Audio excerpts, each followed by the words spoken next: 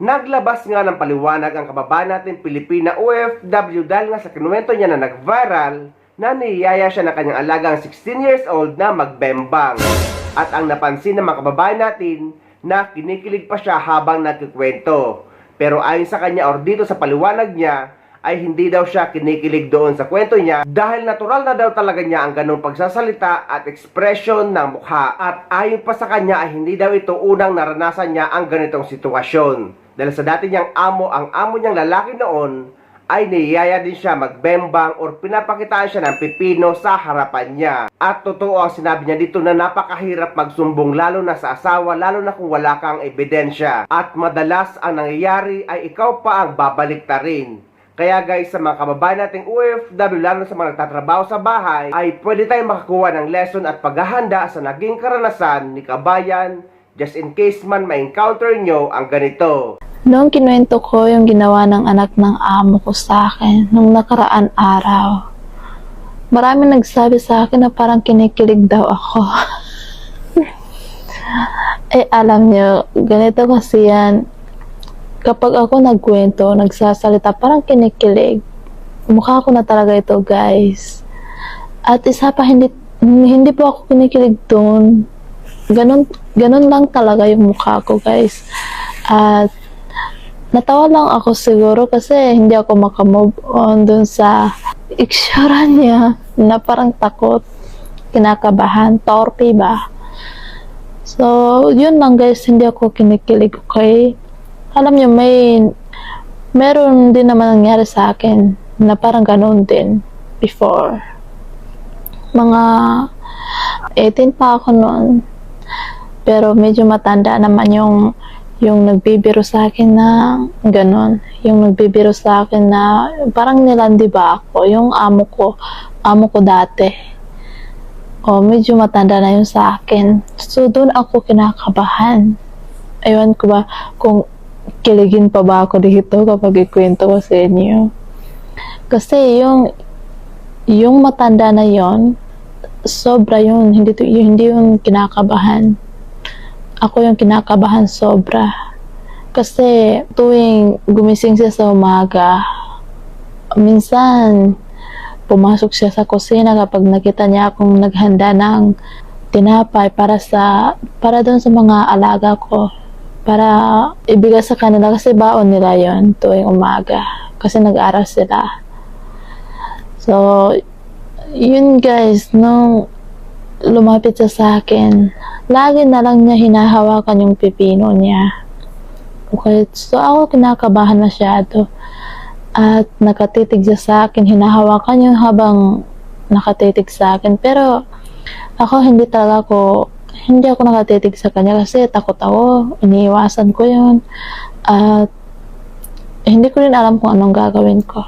Sabi ko, kung isumbong ko naman ito, wala naman siyang ginagawa.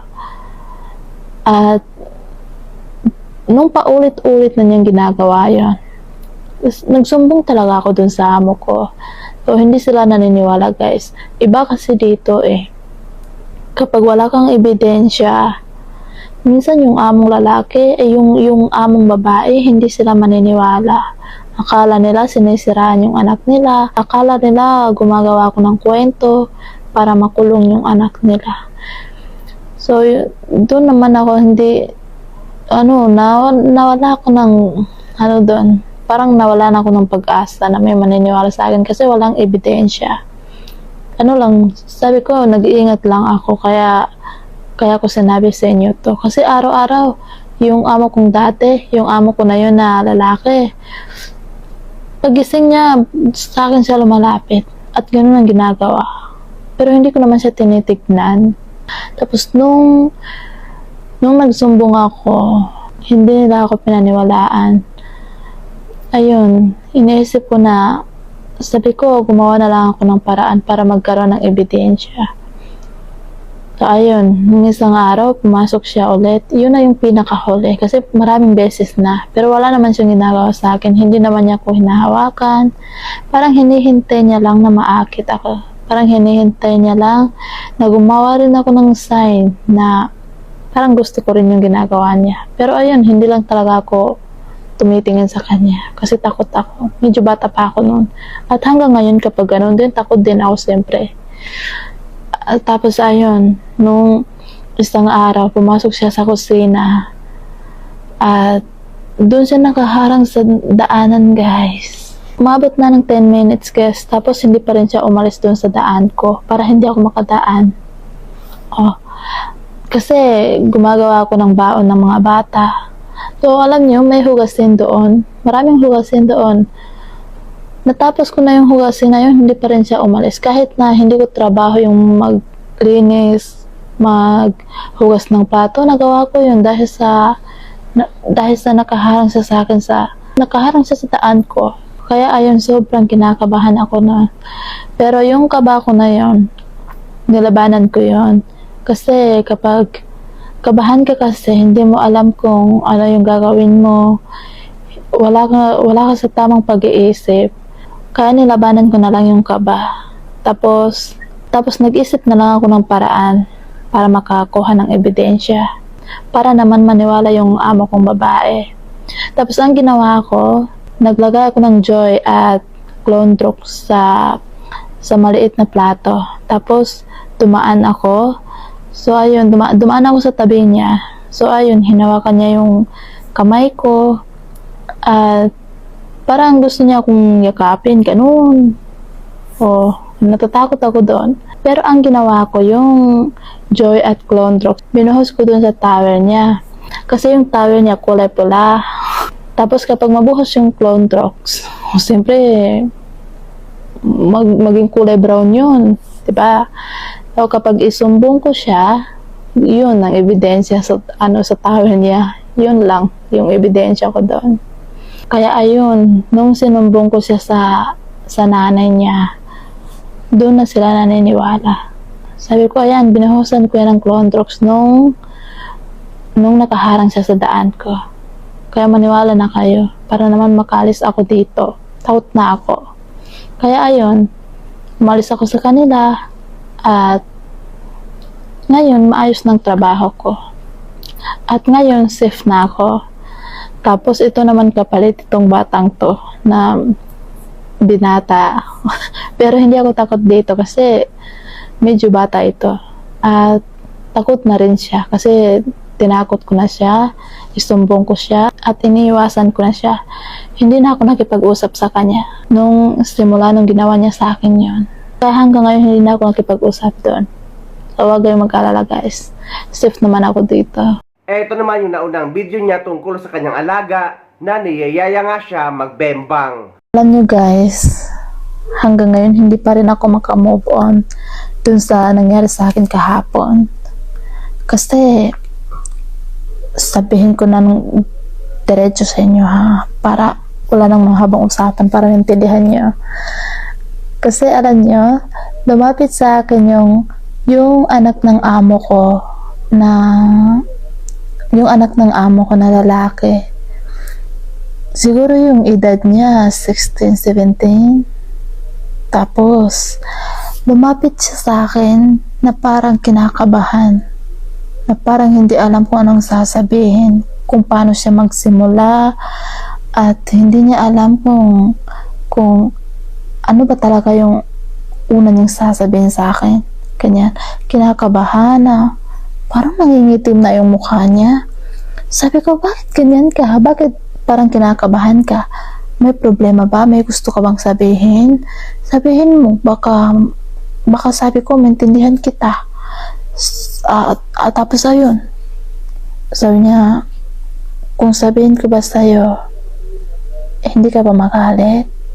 Oo, hindi. Sabi ko, parang kapatid kita. Sabi ko, hindi ako magagalit, at kung lihim man ito or ayaw mo itong i-share sa iba, kaya kong itago. Sabi niya talaga. Sabi ko, oo. Sabihin mo, maintindihan naman kita. Sabi ko, kung may problema ka, sabihin mo sa akin. Yun, sabi ko sa kanya. So parang ate ako, diba? Ating ate ako sa kanya. Oo, parang kapatid. So ayun, guys, nung sinabi niya sa akin, hindi ko naintindihan. Alam niyo kung bakit? Kasi, siyempre, 11 years na ako dito sa ibang bansa. Tapos, unang beses ko pa narinig yun. Kahit sino sa kanila, kung ano ang sinasabi, naintindihan ko. Pero yung salita na yun, sa kanya ko lang narinig yun. Tapos sabi ko, ano ba itong salitang to? Hindi ko maintindihan. Pwede paki-English. Tapos sabi niya, hindi ko rin alam kung paano sabihin sa English. Sabi ko, ano ba kasi ito? Tapos kinakabahan ka pa. Sabi ko, yung example ba sabihin mo? Tapos sabi niya, hindi ko rin kasi alam kung paano example. Nakakahiya, sabi niya. Tapos nagtaka na rin ako. Sabi ko, sabi ko, paki-Google nga. Sabi ko, ilabas mo sa Google para naman maintindihan ko. Sabi ko, i-translate mo ng English. So, ayun guys, nilabas niya sa Google. Yun, i-search niya. Ayun pala, kaya pala hindi ko maintindihan, Diyos ko. Kaya pala hindi ko maintindihan ng walang hiyang to. Kasi, alam ba kung anong lumabas, guys?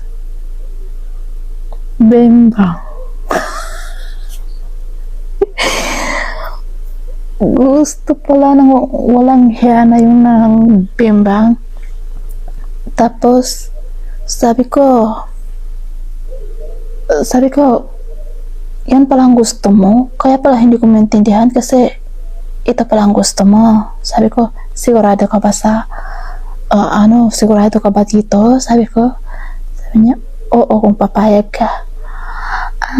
Sabi ko, alam mo, sabi ko, kapag nalaman ito ng tatay mo, ng pamilya mo, siguro makulong tayo. O, lagot ka. Sabi ko, hindi ka ba natatakot? Sabi niya, natatakot ako. Kaya wag mong sabihin, atin lang to. Sabi ko, hindi pwede. Kasi mali ito. Mali itong ginagawa mo, ganyan. Tapos, ayun, kinakabahan siya masyado. Nagmamakaawa. Hindi ko alam kung maawa ako sa kanya dahil sa nagmamakaawa. Hindi ko alam kung maawa ako, kabahan, matakot ako. Hindi ako natatakot, guys, kasi naintindihan ko naman siya, medyo bata kasi, parang takot pa. Hindi siya tulad ng yung iba, yung mga matatanda, pero yung mga matatanda naman, hindi naman sila ganun. May respeto sila, parang kapatid nila ako. Kasi kung yung matanda lang, ako sampalin ko na. Pero yung bata kasi, naintindihan ko yung feelings niya. Parang hindi pa rin niya alam kung anong sinasabi niya. Akala niya madali lang itong gawin. Akala niya makuha niya ako, ganun. Sabi ko, hindi pwede yan kasi masama. Tapos ako, dalaga pa ako. At kahit pa may asawa ako, hindi ko pwedeng gawin yan kasi mali. Sabi ko, hindi ako pumunta dito para gawin yan. Sabi ko. Tapos, ayun, sabi niya, naghingi siya ng maraming sorry. Tapos, ayun, sabi niya, pasensya lang talaga. At, nagmamakaawa ako, sabi niya. Yung nagmamakaawa talaga siya na hindi ko daw siya isumbong sa nanay, tatay, sa kapatid. Sabi ko, sige, pero wag mong ulitin. Sabi ko kasi, magsumbong ako. Sabi ko, hindi na maulit, pasensya lang talaga. So, yun. Pero, hanggang ngayon, guys, iniisip ko pa rin. Natawa ako. Hindi ko iniisip, hindi ibig sabihin na, gusto ko, hello, sa akin, parang, naisip ko kasi, nung bata pa siya, nakita ko pa rin yung niya. Kasi, naalagaan ko pa siya nung bago pa lang ako dito. Tapos ngayon, maglandi nung walang hiya. Yun lang, guys. Hanggang hindi pa rin ako maka-move on. Pero, huwag kayo mag-alala sa akin. Huwag kayo matakot sa akin. Alam ko naman ang gawin ko dito. At, siyempre, alam ko yung mali. Hindi naman talaga ako papato sa mga lalaki dito. Yung sarili ko, katawan ko, para lang ito sa asawa ko, no? ay, ganyan lang kapag kung pilitin niya ako. Pero hindi naman sila ganun. Kilala ko silang lahat at huwag kayong mag-alala sa akin. Safe ako dito. So, ang pwede kong may advice kapag ganitong sitwasyon guys, unang-una nyo lang sabihin or unahan nyo na sabihan yung haram ang ginagawa nila. Dahil mas maintindihan nila yan na hindi ka pumapayag o hindi mo nagugustuhan ang pinapakita at ginagawa nila. Ngunit ganun pa man iba-iba ang sitwasyon ng mga kababayan nating OFW. At kung hindi na kayo komportable at naranasan nyo ang ganito, ay mas maigi magpasaklolo na kayo sa OWA or sa DMW.